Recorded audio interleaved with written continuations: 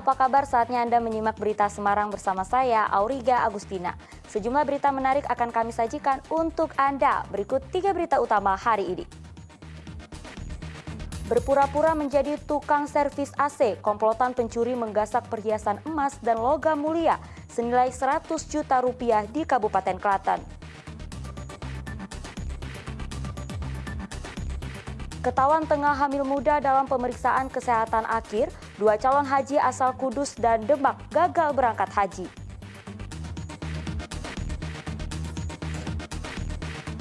Terbang bebas di alam puncak Gunung Gajah, Kabupaten Semarang, puluhan atlet parang layang ikuti ajang lintas alam sejauh 20 km.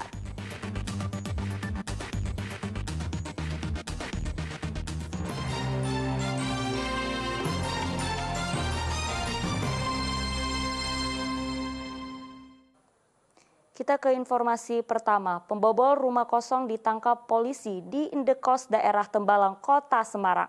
Selain mencuri surat berharga hingga benda pemilik rumah, tersangka juga mencuri 100 buku nikah kosong dari kantor KUA Wonosobo.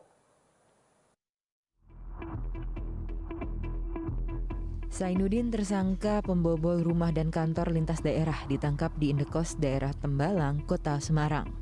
Warga desa Karangasem, Kabupaten Rembang itu tak berdaya saat digelandang ke kantor polisi. Tersangka menyasar rumah yang ditinggal pemiliknya untuk pergi tarawih pada saat bulan puasa lalu. Tersangka mengaku menjalankan seluruh aksinya sendirian. Caranya piye? Iya, mencokan. Ngambil. Terus di Wonosobo bareng sama siapa? Masa sendirian? Iya, sendiri. Dari tangan tersangka, polisi menyita motor, laptop, uang, dan buku nikah dari 9 kali aksinya. Mulai dari Rembang, Kendal, Jepara, Pati, Wonosobo, hingga Tuban. Lalu tersangka mengambil uang tunai di tas milik istri korban yang berada di belakang pintu. Perhiasan emas, tas yang berisi BPKB, buku nikah, buku tabungan di almari kamar korban. Polisi juga menemukan 100 buku nikah yang masih kosong. Ternyata tersangka mencuri buku nikah dari kantor KUA Wonosobo. Tersangka dijerat dengan pasal 363 KUHP tentang pencurian, ancaman hukuman maksimal 7 tahun penjara. Arif Nur melaporkan dari Kabupaten Rembang. Sementara itu, komplotan pencuri yang berpura-pura menjadi tukang servis AC di Klaten diringkus polisi. Pelaku menggasak perhiasan emas dan logam mulia senilai 100 juta rupiah. Uang hasil pencurian telah digunakan untuk membayar utang dan bermain judi.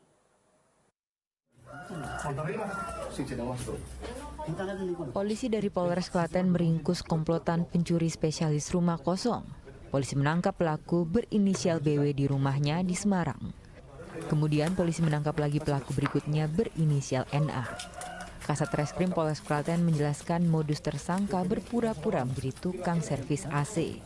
Pelaku lalu masuk ke rumah korban dan menggasak perhiasan emas serta logam mulia yang disimpan di lemari. Akibat kejadian tersebut, korban mengalami kerugian sekitar 100 juta rupiah. Pelaku berpura-pura memperbaiki rumah sebagai tukang servis AC dan melihat kondisi rumah kosong. Sehingga pelaku sendiri berasal dari Kabupaten Semarang, jadi lintas kabupaten. Modusnya macam-macam, ada servis AC, PLN, menyesuaikan situasi. Di wilayah mana aja, Dan? Di wilayah mana aja? Boyolali, Magetan. Kalau di Klaten, total kerugian baru sekali. Pelaku mengaku perhiasan telah dijual dan laku 53 juta rupiah. Uang hasil kejahatan digunakan tersangka untuk membayar utang dan judi. Anaknya berapa? Dijual. Berapa? Totalnya kurang lebih 53 juta. Tiga yang dijual. Untuk apa? Untuk judi dan bayar utang. Judi apa? Ayam sama ini kan judi ayam. Pelaku dijerat pasal pencurian dengan ancaman hukuman 7 tahun penjara. Krisna Agung melaporkan dari Kabupaten Klaten. Seorang pemilik warung di kawasan wisata Sumber Air Senjoyo, Kabupaten Semarang ditemukan tewas. Diduga ia menjadi korban pembunuhan. Warga di kawasan wisata Sumber Air Senjoyo, Desa Tegalwaton, Kabupaten Semarang digegerkan dengan penemuan mayat. Terdapat sejumlah luka parah di bagian dada dan leher. Korban adalah Sumiati, 49 tahun, pemilik warung kopi di lokasi wisata air ini. Jenazah korban ditemukan suaminya saat mendatangi warung untuk mengantarkan makan siang. Istrinya sudah tergeletak dalam warung dengan kondisi terluka. Dari hasil olah tempat kejadian perkara, polisi menduga korban tewas dibunuh karena terdapat sejumlah luka benda tajam. Jenazah korban dibawa ke Rumah Sakit Bayangkara, Kota Semarang untuk diautopsi. Dari olah TKP memang kita masih taraf penyelidikan. Untuk luka yang jelas memang ada indikasi karena benda tajam. Ya. Dugaan pembunuhan ya? Ya, dugaan demikian. Ada beberapa luka di tubuh yang bagian vital, dada, kemudian leher. Kita beralih ke info haji. Keberangkatan ratusan calon haji diiringi tangis haru keluarga dan kerabat di Kabupaten Klaten. Namun sejumlah calon haji tertunda hingga gagal berangkat karena terkonfirmasi positif COVID-19 dan tengah hamil muda.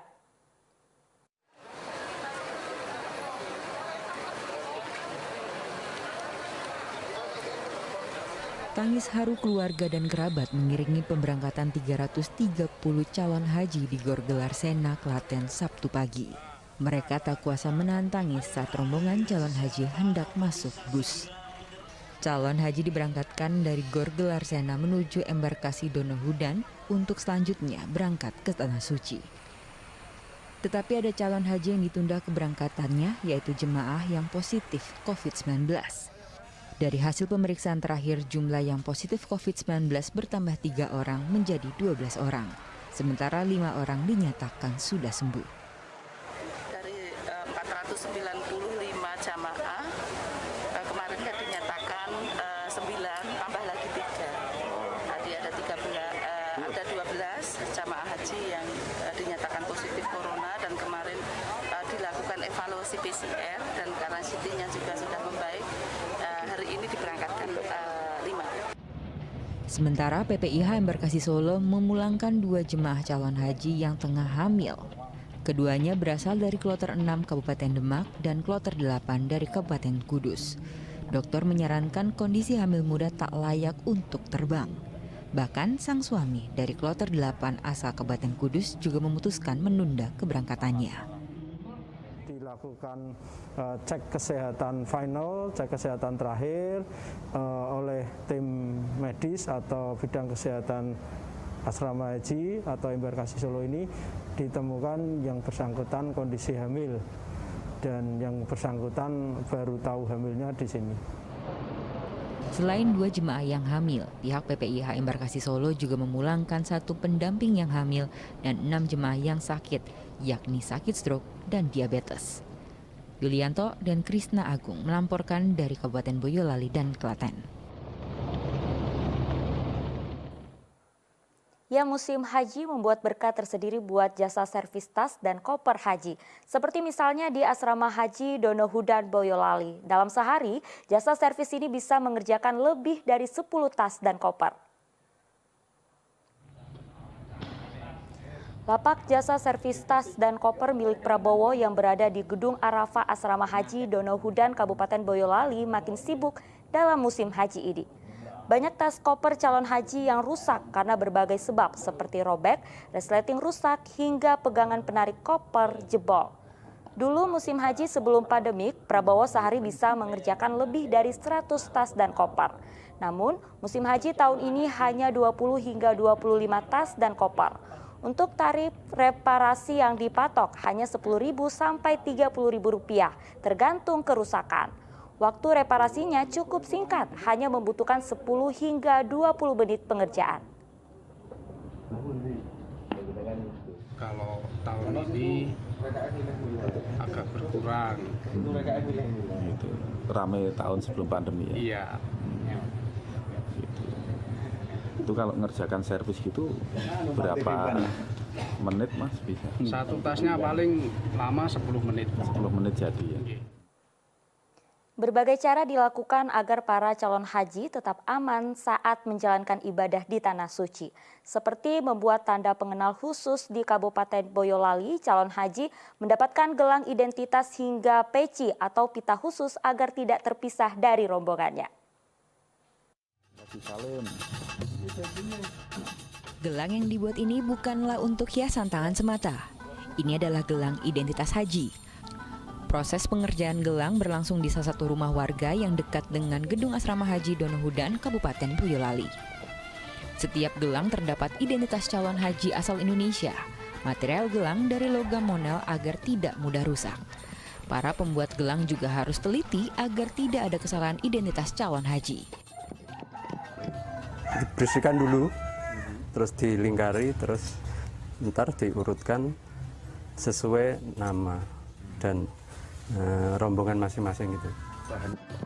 Gelang ini sengaja dibuat untuk calon haji agar mudah teridentifikasi jika terpisah dari rombongan dan bisa dibedakan dengan calon haji dari negara lain. Selain gelang, ada pun peci yang dipasang pita khusus yang digunakan para calon haji, seperti calon haji kloter 6 asal Kabupaten Demak. Mereka sengaja memakai peci yang dipasang pita khusus agar mudah menghafal kelompoknya. Ada yang tersesat kita bisa nyari gampang sebagai tanda pengenal. Terus memilih itu atas kesepakatan atau gimana? Ya, ide satu regu seorang kemudian disepakati bersama. Diketahui kota haji tahun 2022 mencapai 1 juta jemaah. Indonesia mendapatkan kuota sebanyak 100.051 jemaah, paling banyak dari negara lain. Jumlah tahun ini memang tak sebanyak tahun sebelumnya karena ada pembatasan usia calon haji maksimal 65 tahun. Kebijakan itu diambil karena pandemi COVID-19. Yulianto melaporkan dari Kabupaten Boyolali.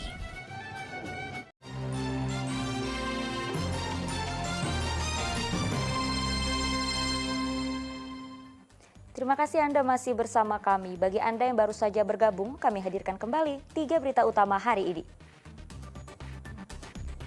Berpura-pura menjadi tukang servis AC, komplotan pencuri menggasak perhiasan emas dan logam mulia senilai 100 juta rupiah di Kabupaten Klaten. Ketahuan tengah hamil muda dalam pemeriksaan kesehatan akhir, 2 calon haji asal Kudus dan Demak gagal berangkat haji.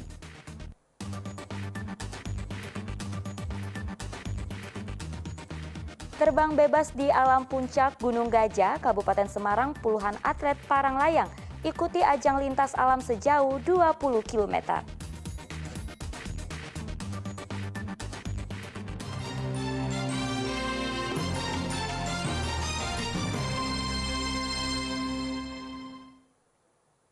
Laga pembuka Piala Presiden antara Persis Solo melawan PSS Sleman di Stadion Manahan Solo berakhir imbang 0-0. Pertandingan disaksikan oleh Menteri Olahraga, Ketua Umum PSSI hingga Wali Kota Solo. Uniknya, Kaisang Pangarep yang adalah dirut Persis Solo mengenakan kaos tim lawan yaitu PSS Sleman.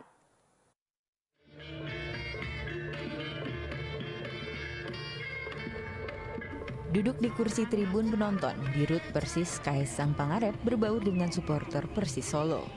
Tetapi Kaisang tidak mengenakan jersey kebanggaan Persis, melainkan kaos tim lawan PSS Sleman.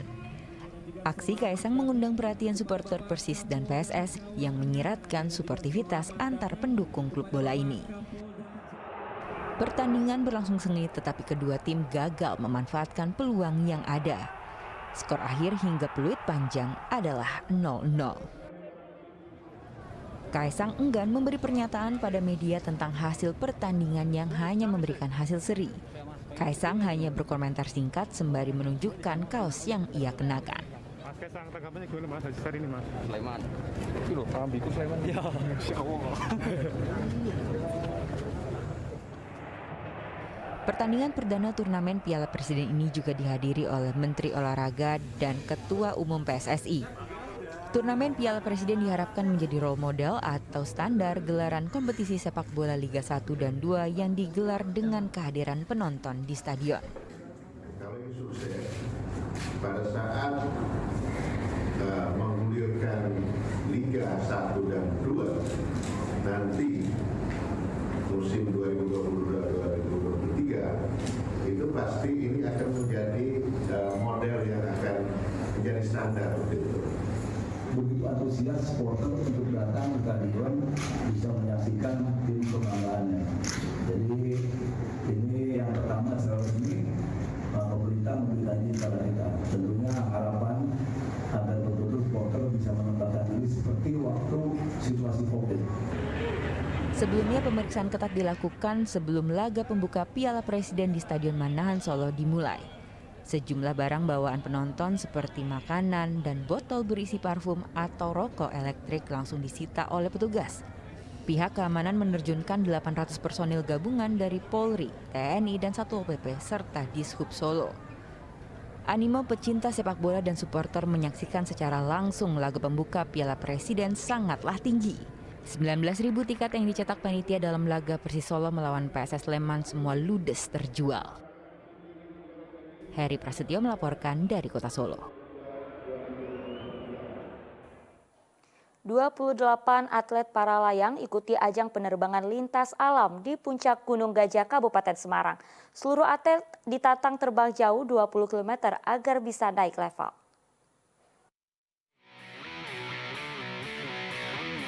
Terbang bebas dan menikmati bentangan alam puncak Gunung Gajah. Ya, itulah sensasi yang dirasakan 28 atlet para layang senior dan profesional dalam ajang XC Challenge atau Cross Country Challenge di Kabupaten Semarang. Para layang lintas alam ini diperuntukkan untuk penerbang lanjutan level 2 yang akan naik level 3. Atlet dari berbagai provinsi harus memenuhi syarat terbang sejauh 20 km untuk melatih keterampilan terbang lintas alamnya. Kita nanti akan memberikan tugas kepada mereka dengan menggunakan GPS untuk memenuhi jarak tempuh sekitar 20 kilo. 20 kilo. Ya. Tugasnya nanti berkeliling-keliling sejauh 20 kilo gitu? Iya, sejauh 20 kilo tergantung dari keadaan cuaca saat ini. Jadi mungkin setiap hari tugasnya akan berbeda arah. Tentu perlu nyali yang besar untuk bisa menyelesaikan tugas. Peserta harus bisa membaca arah angin agar sampai ke tempat tujuan. Disinilah teknik menerbangkan parasut diuji. Salah satu peserta mengaku cuaca berawan menjadi tantangan tersendiri karena titik koordinat menjadi kabur. Nah, jadi kalau udah masuk awan itu kita nggak kehilangan navigasi kita untuk melihat di darat. Sementara tugas kita mengharuskan menuju ke sana. Jadi kita harus bertahan dulu, bertahan. Tapi di sini bagusnya di sini banyak tempat landing. Dan kemudian potensi termalnya banyak. Ternyata tidak semua peserta lancar dalam menyelesaikan misi. Bisa saja hanya 5% dari peserta yang berhasil memenuhi tugasnya. Adanya latihan bersama ini diharapkan semakin mengasah kemampuan atlet para layang sehingga menambah kemampuan dan jam terbang agar semakin berprestasi. Yulianto melaporkan dari Kabupaten Semarang. Tahukah Anda dengan jajanan khas Kota Bandung seblak? Nah, bagi warga Kota Semarang kini tak perlu jauh-jauh ke Jawa Barat untuk menikmati semangkuk seblak. Karena di Jalan Sekaran Raya kini tersaji seblak khas Bandung dengan aneka topping pilihan dan tingkat kepedasan yang bisa menyesuaikan selera pembeli.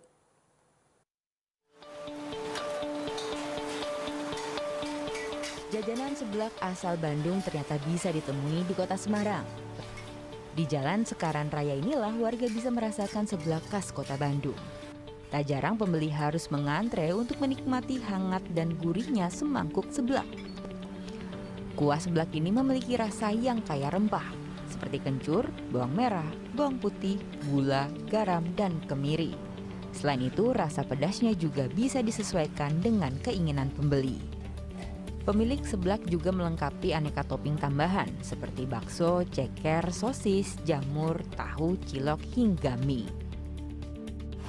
Beda kita dengan yang lain tentu bumbunya, karena kita racikannya memang berbeda dari yang lainnya dan kita sudah uji coba dan insya Allah enak dan diterima oleh para penggemar. Cara penyajian seblak yang cepat membuat pembeli tak perlu menunggu lama. Harganya yang terjangkau juga membuat pembeli senang untuk mengisi perut yang kosong dengan semangkuk seblak beraneka topping pilihan. Harganya terjangkau sih Mas, kan ini jualannya juga di kalangan kampus kan, di sekitar kampus, jadi menjangkau dari mahasiswa sampai yang udah dewasa gitu. Dalam sehari, seblak Bager Bandung bisa menjual lebih dari 400 porsi. Ali Mustakfiri melaporkan dari Kota Semarang.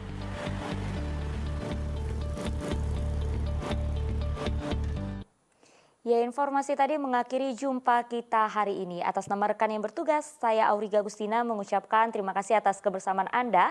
Selamat beraktivitas dan sampai jumpa.